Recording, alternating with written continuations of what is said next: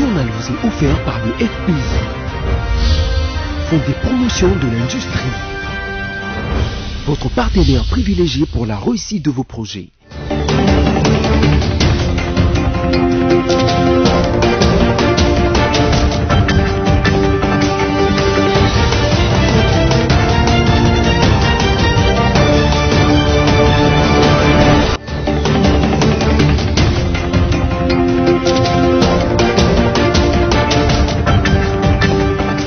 Il est l'heure de vous informer, mesdames, messieurs. Voici tout de suite les sommaires de cette nouvelle session d'information. Ce mercredi 16 octobre 2019, le président de la République, Félix Antoine Tshisekedi Tshilombo, a officiellement lancé son programme accéléré de lutte contre la pauvreté et les inégalités en RDC.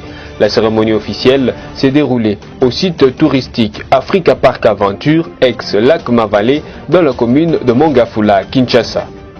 Et puis Rose Boyata, ministre des Affaires sociales, a présidé mardi 15 octobre 2019 à Kinshasa la cérémonie d'ouverture de l'année académique 2019-2020 pour l'Institut national du travail social. La cérémonie a eu lieu au siège de l'Institut situé sur l'avenue Kalembelembe dans la commune de Lingwala. Enfin, après le crash de l'avion cargo transportant la logistique présidentielle, le chef de l'État Félix Antoine Tshisekedi Tshilombo, accompagné de son épouse Denise Nyakeru Tshisekedi, a rendu visite aux familles éplorées.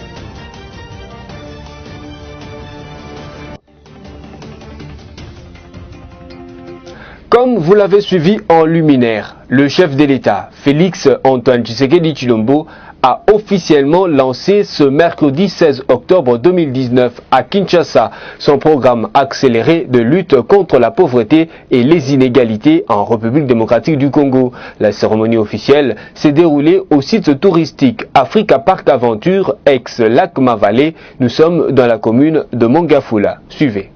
Le président de la République, Félix Antoine Tshisekedi Tshilombo, a lancé ce mercredi 16 octobre 2019 le programme accéléré de lutte contre la pauvreté et les inégalités en République démocratique du Congo.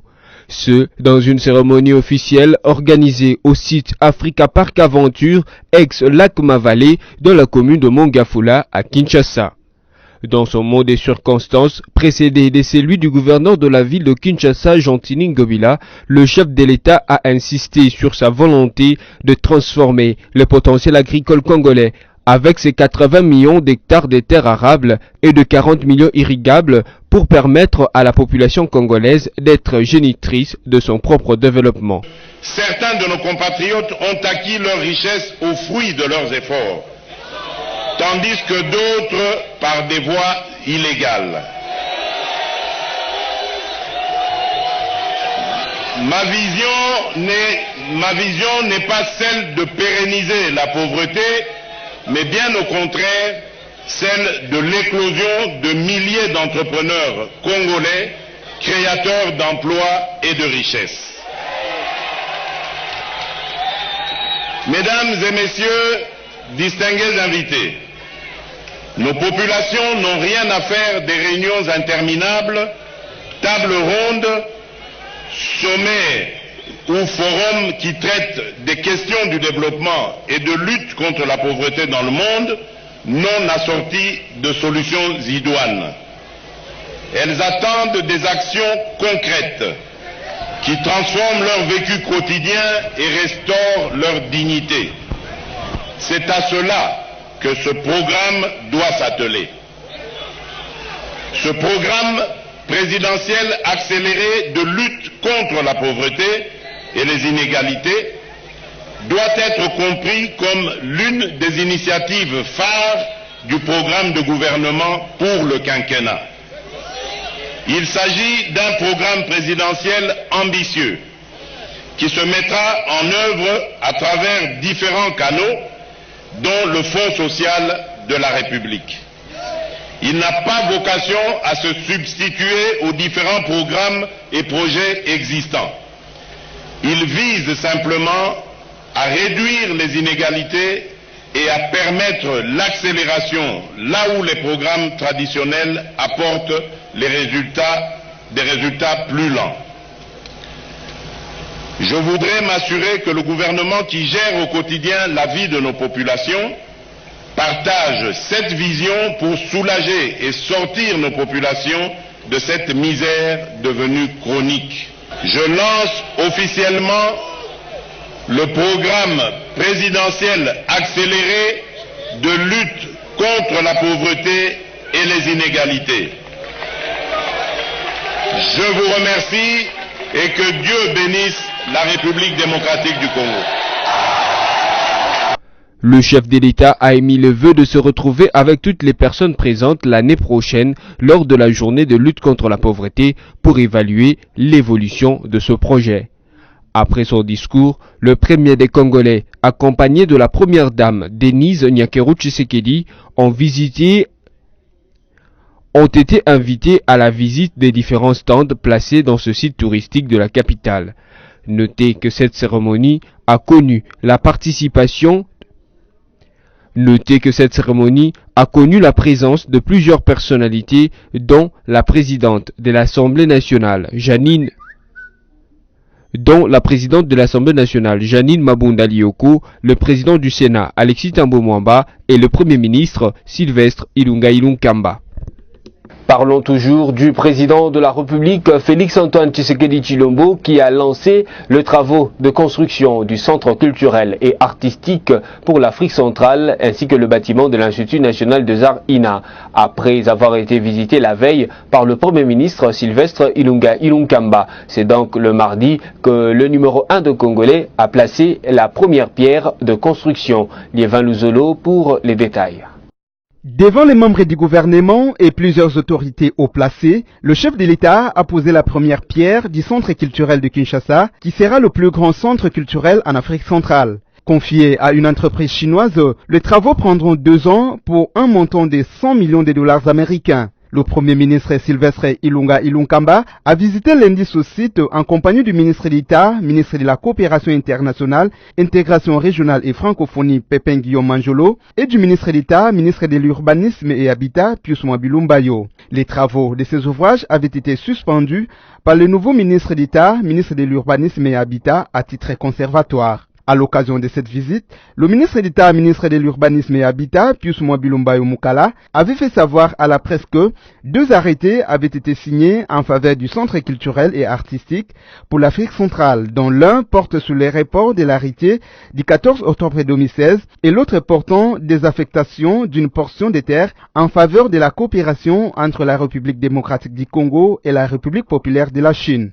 Ces 2 arrêtés signés concomitamment par les 2 ministres d'État permettent de relancer les travaux de construction des 10 ouvrages sur ce site, avait souligné Pius Mwabilou, avant de rassurer la population de son engagement pour le respect des lois de la République. Les travaux de ces ouvrages sont exécutés par l'entreprise chinoise Beijing Urban Construction Group pour un coût de 100 millions de dollars américains pour une durée de 30 mois. Ce centre culturel va constituer une source innovante pour les trésors publics et redonner à la RDC une place de leader dans le monde de la culture africaine. Il comprendra 2 grandes salles de spectacle d'une capacité respective de 2000 places et 800 places, avait-il précisé.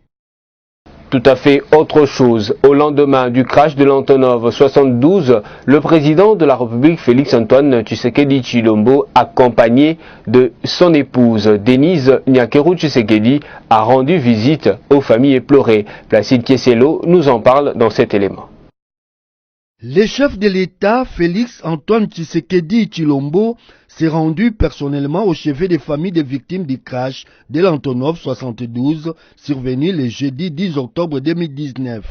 D'après nos sources, il y avait dans cet aéronef le chauffeur et 3 gardes du corps du président de la République. Accompagné de son épouse Denise Nyakeru, Félix Tshisekedi a compati à la douleur qui accable les membres des familles des victimes en leur présentant ses condoléances. Au sujet toujours de ces drames, nos sources nous renseignent que 3 corps des victimes ont été déterrés puis ramenés à Kananga grâce à l'hélicoptère de la MONUSCO le mardi 15 octobre 2019.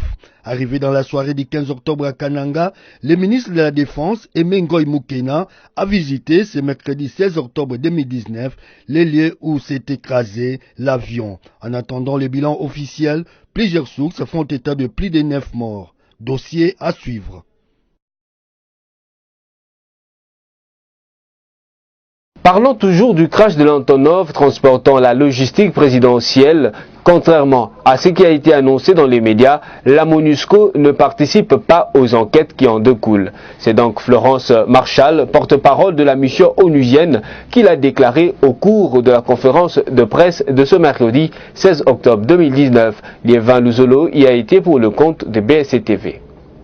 La MONUSCO continue d'appuyer les autorités congolaises dans les opérations de recherche suite au crash de l'Antonov affrété par la présidence de la République dans les territoires de Kolé, secteur de Bonkuchu, village Okoto à plus ou moins 85 km de Lodja, où les débris de l'avion ont été retrouvés. Cependant, elle ne participe pas aux enquêtes qui en découlent.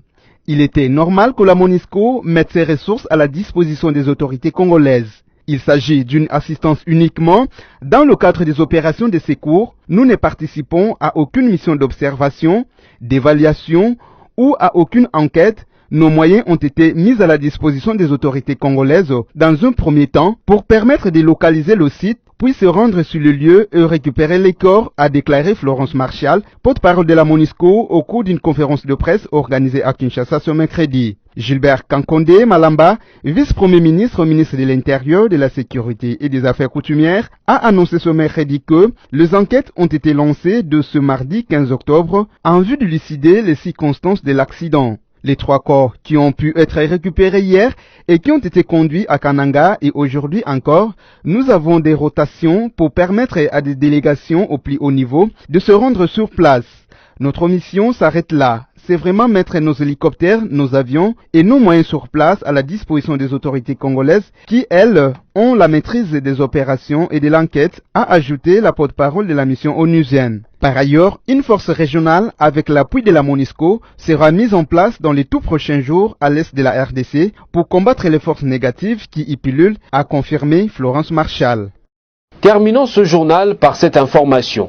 La ministre des Affaires sociales, Rose Boyata, a présidé le mardi 15 octobre 2019 la cérémonie d'ouverture de l'année académique 2019-2020 pour l'Institut national du travail social. La cérémonie a eu lieu au siège de l'Institut, situé sur l'avenue Kalembelembe dans la commune de Lingwala. Liévin Luzolo, encore une fois de plus, nous fait le compte rendu. La forte pluie qui s'est abattue dans la capitale congolaise dans l'avant-midi de ce mardi 15 octobre n'a pas empêché la ministre des Affaires sociales, Rose Boyata, à faire le déplacement de l'Institut national du travail social. Même si le climat a contraint les organisateurs à recourir à un auditoire, la cérémonie d'ouverture de l'année académique 2019-2020 a bel et bien eu lieu. Dans son mot de bienvenue, le directeur général de l'INTES, Désiré Salomon Mwendanga, a résumé à l'intention de la ministre des Affaires sociales la mission de son établissement qui existe depuis 2013, a expliqué que l'établissement fournit à la République des travailleurs sociaux. L'année académique qui débute aujourd'hui sera spéciale car à sa clôture le 31 juillet 2020, nous aurons formé la toute première promotion de licenciés en travail social. Cependant, un souci majeur portant sur les besoins d'une dotation des bâtiments modernes dont une salle de conférence a été présentée à la ministre. En réaction, Rose Boyata a rassuré d'avoir pris bonne note des préoccupations du comité de gestion et reconnaît les besoins urgents qui s'imposent. Autre question abordée, la problématique des frais de fonctionnement. À ce sujet, la ministre promet de s'impliquer personnellement pour remédier à cette difficulté qui influe sur le bon fonctionnement de l'INTES, tout en rappelant que sa détermination se rapporte à la vision du chef de l'État, Félix Antoine Tshisekedi, qui a émis l'homme au centre de son quinquennat. Comme seule institution publique de formation de ces dignes fils du pays, l'INTS se bute malheureusement encore à ce jour au problème de frais de fonctionnement. J'en suis pertinemment consciente et j'assure à toute la communauté INTS que toutes les dispositions vont être prises pour que ce dossier aboutisse. Rose Boyata a annoncé la création d'une commission mixte entre son cabinet et les responsables de l'INTES en vue des solutions à ce problème. Une grande nouvelle à retenir, les diplômes délivrés au sein de l'INTES seront désormais homologués par le ministre de l'ESU. Les processus avancent bien pour son effectivité, a indiqué la ministre des Affaires sociales qui insiste sur les frais académiques qui restent inchangés. Nous sommes arrivés pratiquement à la fin de cette session d'information, mesdames, messieurs, mais avant de vous quitter, je vous convie très chaleureusement à suivre le rappel des principaux titres. Ce mercredi 16 octobre 2019, le président de la République Félix Antoine Tshisekedi Tshilombo a officiellement lancé son programme accéléré de lutte contre la pauvreté et les inégalités en RDC. La cérémonie officielle s'est déroulée au site touristique Africa Park Aventure, ex-Lac Mavalé, dans la commune de Mongafula, Kinshasa. Et puis Rose Boyata, ministre des Affaires sociales, a présidé mardi 15 octobre 2019 à Kinshasa la cérémonie d'ouverture de l'année académique 2019-2020 pour l'Institut national du travail social. La cérémonie a eu lieu au siège de l'Institut situé sur l'avenue Kalembelembe dans la commune de Lingwala. Enfin, après le crash de l'avion cargo transportant la logistique présidentielle, le chef de l'État Félix Antoine Tshisekedi Tshilombo, accompagné de son épouse Denise Nyakeru Tshisekedi, a rendu visite aux familles éplorées.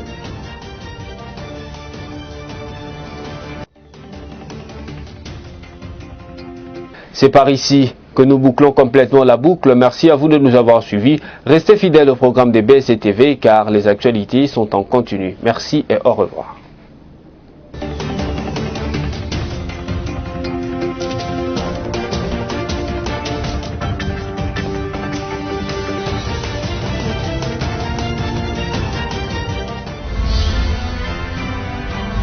Ce journal vous a été offert par le FPI, Fonds des promotions de l'industrie, votre partenaire privilégié pour la réussite de vos projets.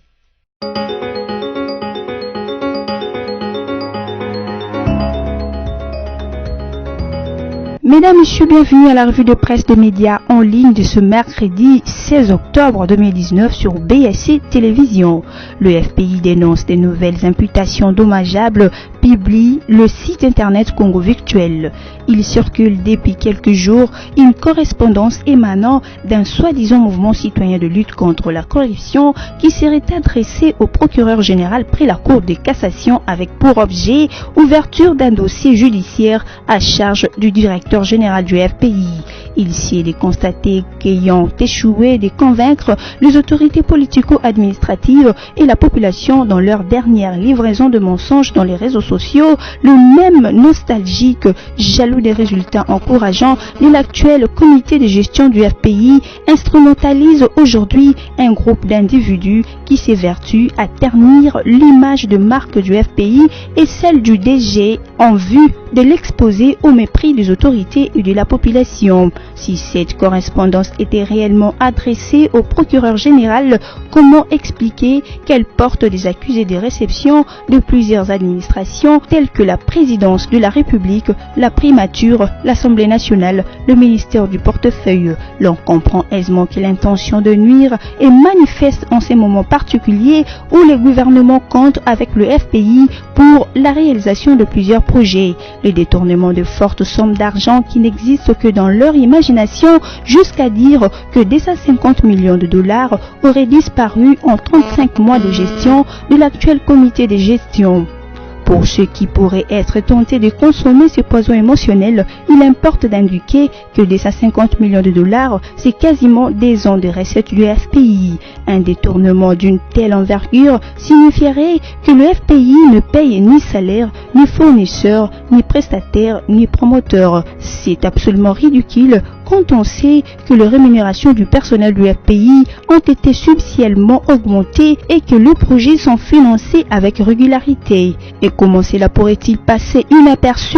Déjà 50 millions de dollars américains, c'est 3,5% de recettes du budget de la République proposé par le gouvernement pour 2020. Ainsi, cheminons dans cette revue de presse avec le site officiel Forum des As qui note: pour assainir davantage le mœurs en période électorale, vivement la motivation des électeurs comme infraction spécifique dans la loi électorale. La tradition a été respectée. Fini les vacances dans les autres juridictions de l'RD Congo. Après les enseignants le 2 septembre dernier et les parlementaires le 15 du même mois, le magistrat du parquet et de siège ont entamé les audiences des matières civiles hier mardi 15 octobre dans toutes les juridictions. La cérémonie s'est déroulée dans la salle d'audience de la Cour de cassation à Kinshasa, conformément aux articles 153 alinéa 1 de la Constitution et 64 de la loi organique numéro 13/011B du 11 avril 2013 portant organisation, fonctionnement et compétences des juridictions de l'ordre judiciaire. Selon la disposition ci évoquée de la dite loi, il se tient le 15 octobre de chaque année une audience solennelle et publique de la rentrée judiciaire de la Cour de cassation au cours de laquelle le procureur général près la dite cour prononce une mercuriale, le plus souvent sur un sujet d'actualité. Le président Félix Tshisekedi a été représenté à cette rentrée par le premier ministre Sylvestre Ilunga Ilunkamba.